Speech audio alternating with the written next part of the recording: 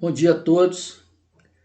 Que o Senhor Jesus possa nos trazer sabedoria nessa manhã, nesse dia. Hoje eu quero trazer aqui uma explicação de Romanos 7 com relação à comparação ao casamento. Paulo trazendo a analogia do casamento, uma comparação entre a lei e entre a graça. Então ele coloca primeiro marido, nós e o segundo marido nessa comparação. Primeiro marido, a lei. A esposa, nós. E o segundo marido, Cristo. Só que eu não sei se as pessoas elas têm por entendimento que se morrer o marido, está desimpedida a esposa de casar novamente. Então, esse evangelho é um evangelho assassino. Um evangelho assassino que quer matar alguém para absolver alguém para se unir a outro. Esse evangelho é um evangelho assassino, né? Então, eu estou aqui hoje porque eu acordei com essa palavra de Romanos 7, do capítulo 1 ao versículo do capítulo 7 ao versículo 1 ao 6, que diz assim, porventura ignorais, irmãos, pois falo aos que conhecem a lei. Então Paulo estava falando para os judeus, que a lei tem domínio sobre o homem toda a sua vida. Ora, a mulher casada está ligada pela lei ao marido, enquanto ele vive, mas se o mesmo morrer, desobrigada ficará da lei conjugal, de sorte que será considerada adúltera se vivendo ainda o marido unir-se com outro homem. Porém, se morrer o marido estará livre da lei e não será adúltera se contrair novas núpcias. Assim, meus irmãos, também vós morrestes relativamente à lei, por meio do corpo de Cristo, para pertencerdes a outro, a saber, aquele que ressuscitou dentre os mortos, a fim de que frutifiquemos para Deus. Porque quando vivíamos segundo a carne, as paixões pecaminosas postas em reals pela lei, operavam em nossos membros a fim de frutificarem para a morte. Agora, porém, libertos da lei, estamos mortos para aquilo que aqui estávamos sujeitos, de modo que servimos em novidade de espírito e não na caduquice da letra. Então, esses 6 versículos, Paulo pegou como uma comparação para trazer exatamente ao povo judeu, aqueles que se converteram a Cristo, mediante ao testemunho, mediante as cartas que Paulo já estava anunciando, estava trazendo para o povo judeu que a lei não era boa. A lei estava maltratando os que se converteram a Cristo. Mas ele mesmo, Paulo, mostrou que havia algo bom na lei, porque se não fosse pela lei, o judeu não conhecia o que era errado. Então, quando ele pegou a analogia do casamento, ele ilustrou: primeiro marido, a lei; esposa, eu; segundo marido, Cristo. Então, ele, quando trata da lei, Paulo está tratando dos 10 mandamentos, que o povo de Israel estava vivendo de qualquer maneira, de qualquer jeito. Foi quando Moisés recebeu da parte de Deus a lei, que são os 10 mandamentos, para trazer ao povo uma correção em direção àquilo que se tratava de erro na presença de Deus, de pecado na presença de Deus. Então, o que é a lei? A lei mostra o que está errado e com correção traz o conserto, sendo que não tem poder de transformação, apenas mantém uma direção daquilo que se entende ser correto. Então foi esse um princípio que Deus colocou na lei dos 10 mandamentos para trazer a moral do povo de Israel, povo judeu, para ter moral novamente em viver na presença dele, porque os 10 mandamentos eram uma lei moral, né? E o povo, a nação de Israel, também teve que ser corrigida com a lei civil, através da correção da lei, para que a nação viesse a obedecer à lei para poder corrigir dentro da lei civil. E também as leis cerimoniais, essas 3 leis estão dentro desse Romanos 7. Cerimoniais, que seria acerca do templo, acerca dos sacrifícios, acerca daquilo que trazia para o povo de Israel um conserto com relação a sacrifícios do templo que era feito, porque aquelas cerimônias que eram feitas era exatamente para trazer o pagamento de pecado por sacrifício de animais, né? Então, resumindo, os 10 mandamentos foi pela lei moral. E nós temos aqui alguns versículos que nos trazem um entendimento que a lei ela foi criada para que o homem calasse a boca. Deus fez a lei para que o homem calasse a boca. Está registrado em Romanos 3,19. O livro de Romanos ele vem tratando dessas questões com relação à lei e à graça, para que o povo o povo judeu, o povo romano, que estavam se convertendo a Cristo, viesse compreender que eles não tinham condições de cumprir a lei. E eles achando que pelo cumprimento da lei trazia santidade e transportava para a salvação, sendo que Cristo veio justificar a vida deles através da fé. Aqueles que passassem a acreditar eram transportados para um novo nascimento. Passasse a acreditar naquilo que trazia fruto, produzia a fé pela salvação justificado em Cristo. Então, a salvação que estava em Cristo pela fé frutificava e a lei corrigia, mas não frutificava. Então, quando Paulo trouxe versículos aqui chaves para poder demonstrar, para poder passar a realidade da lei, da igreja, dos convertidos a Cristo, né? E do segundo marido, que é a graça, que é Cristo, precisamos entender que essa analogia também está trazendo para nós um entendimento que a morte ela não tem que ser esperada para o primeiro marido, para que nós, morrendo a lei, eu fico livre para servir um novo marido pela graça. Não esperamos a morte do primeiro marido e não esperamos a morte da lei. Nós precisamos incluir a morte na mulher. Nesse texto representa a morte, tem que ser na mulher, a mulher que tem que morrer. Eu que tenho que morrer. Morrer para a lei do pecado, para que ressuscitado pela fé em Cristo, eu ando em novidade de vida, frutificando para Deus através da fé em Jesus. Então, se a gente pegar a comparação que Paulo fez, ele coloca em Romanos 3,28 que a justificação é pela fé e não pelas obras da lei. Em Romanos 4,13, as promessas que foram decorrentes a Abraão não foi pelo guardar da lei, e sim pela obediência da fé. Em 4,15, a lei suscita a ira, provoca a ira, a lei, né? E Romanos 5,20, ela aumenta o pecado, a lei aumenta o pecado. Quantos de nós que ouvimos assim, não faça isso, e aquilo desperta em nós interesse de fazermos para poder experimentarmos, porque foram dito que não era para fazer, e nós, na natureza rebelde e desobediente que temos, fazemos para poder experimentar aquilo que não é para obedecer, nós fazemos para desobedecer, porque queremos experimentar aquilo que é proibido, né?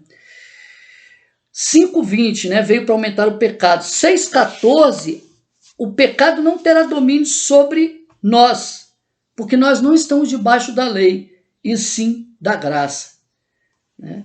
E esse 6,15 nos revela que se nós estamos debaixo da graça, por que Paulo falou tão mal da lei, se também no capítulo 6 de Romanos, no 15, ele também fala que a lei é boa. Então ele fala assim, devemos pecar para que a graça seja mais abundante em nós?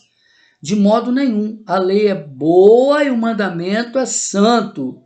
Se ele fala que a lei é boa e o mandamento é santo, em Romanos 7 ele mostra qual é o fundamento da lei, para que nós não venhamos viver debaixo da lei, porque nós não vamos frutificar. Nós vamos conhecer o que é pecado, mas não vamos acertar, nós vamos cometer mais erros, vamos tropeçar, vamos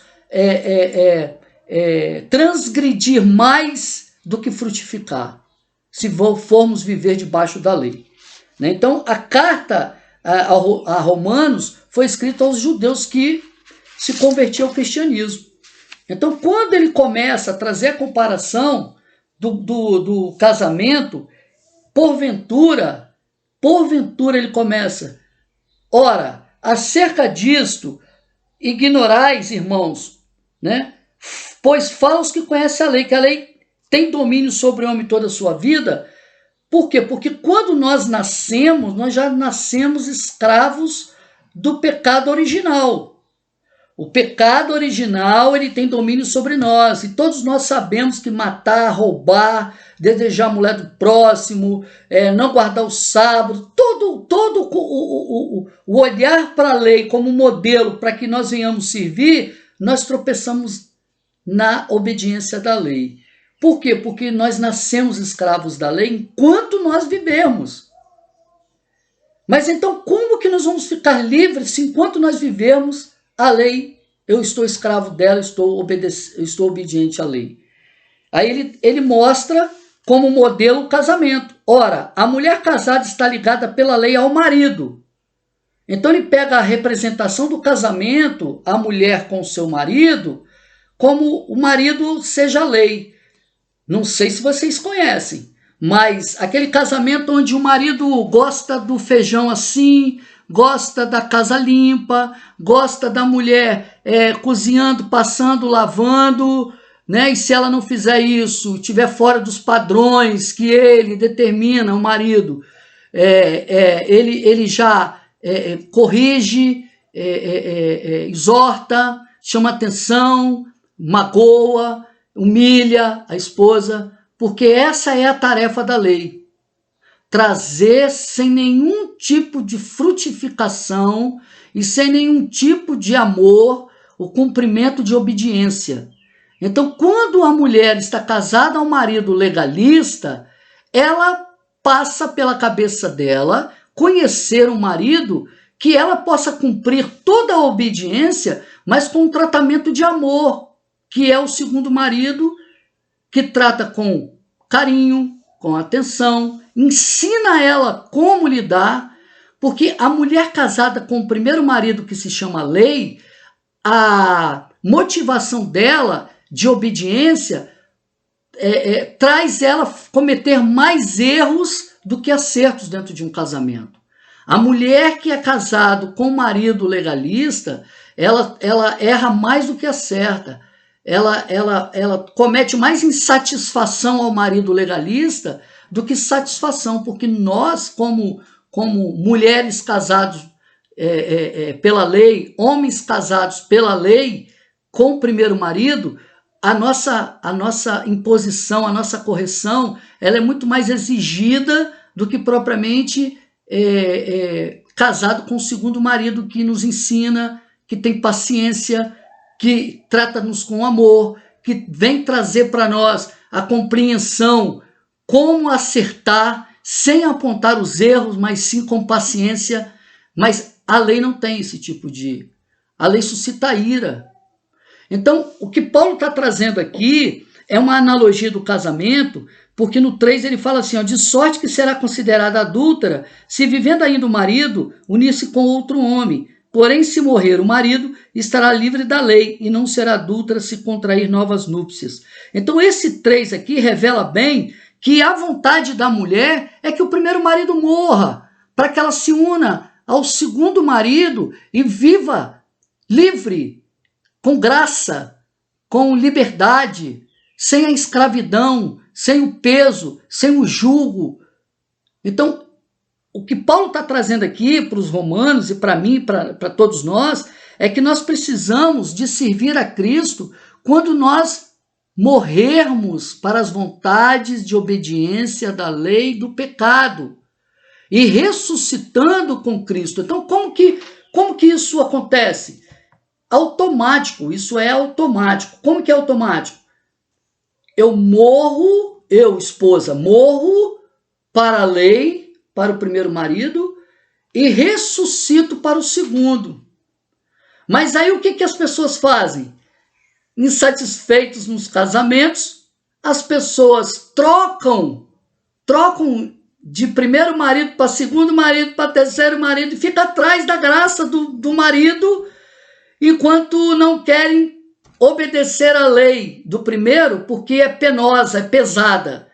Mas a mulher sai viva do casamento, não querendo se submeter a ninguém, a nada, e sai à procura de um novo casamento para que ela se una com o segundo, para que o segundo trate ela como ela sonha. Mas ela não vai fugir da lei, porque o segundo marido também tem as suas regras, também tem as suas leis, também tem o não para a desobediência, que é Cristo. Cristo diz não ao pecado, Cristo diz não ao viver sem graça.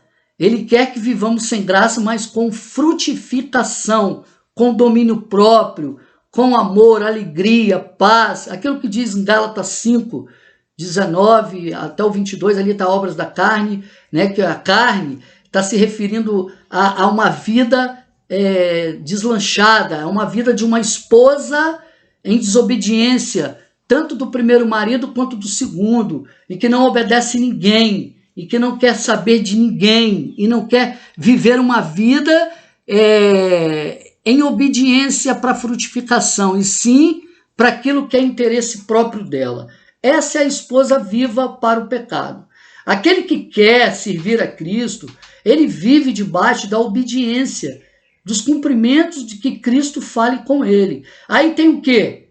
Aí tem a morte. Só vai frutificar quem morrer para as vontades da carne, assim a lei morre. Já estou crucificado com Cristo, já não vivo mais eu, mas Cristo vive em mim. E o viver que agora vivo pela fé do Filho de Deus, na qual me amou e se entregou por mim. Gálatas 2, versículo 20. Né? Então, entendendo isso, eu não espero que o marido morra para viver com o segundo marido. Eu não espero que a lei me morra para viver pela graça. Eu tenho que morrer. O meu eu é todo dia negando a mim mesmo para que eu venha frutificar para Cristo. Né? E para quem não me conhece, meu nome é Márcio, eu espero que ficou clara essa palavra, né? E nós sabemos que por muito ser anunciado o evangelho nas redes sociais, nós estamos perdendo a comunhão, nós estamos perdendo o ligar um para o outro, o compartilhar, a edificação, porque nós estamos em busca sempre de respostas, que se você não entendia essa palavra, que você venha entender essa palavra, que você venha querer que a mulher que vive em você, a dominadora, morra, mas que ao morrer, ressuscite com o segundo marido que é com Cristo, aonde haverá amor, paz, domínio próprio, todos os frutos que é necessário para uma vida após a cruz de Cristo, né? Porque Cristo ele veio ser referência de uma vida nova, cumprimento da lei, né? O cumprimento da lei está em Cristo, e assim que nós morremos e ressuscitamos com Cristo, nós andamos em novidade de vida, e não na caduquice da letra.